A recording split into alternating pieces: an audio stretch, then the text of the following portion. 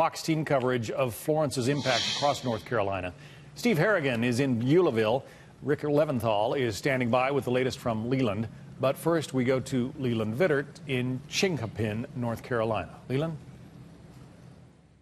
Well, we wish we could get to Chinquapin, John. It's about 2.5 miles down this road, and we'd like to tell you how much water is in Chinquapin, but we can't because the monitoring system for flooding was overwhelmed by the rising river levels, and the water is still on the rise. Video from just a couple of minutes ago as the boys from Fort Bragg, the 82nd Airborne, came in with their high water trucks to rescue people and bring them out from Chinquapin. The entire town had been surrounded. They drove in to be able to try and pull people out. There were about 20 or so people stuck at a school that they had all evacuated to, that the National Guard and the Army are now pulling out one by one. They've been using their high water vehicles all over North Carolina for the past couple of days.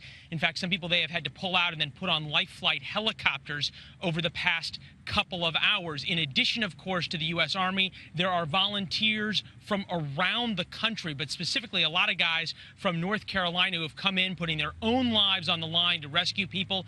Take a listen to them describe the scene in Chinquapin this afternoon.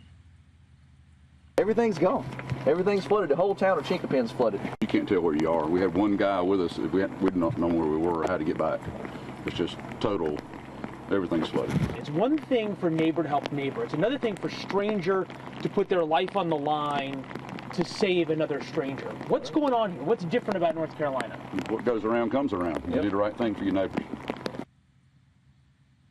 And boy, have we seen this storm bringing out the very best, at times the very worst, but almost universally the very best in people. Above us, the C-130 planes doing aerial reconnaissance to try and figure out which towns are flooded. When these towns flood, they are totally cut off. Communications goes down, power obviously goes down, so you have to look from the air to figure out who needs to be rescued. In at least a couple of these cases, John, we have heard of people literally flagging down anyone they see on the side of the road with a boat and begging for help.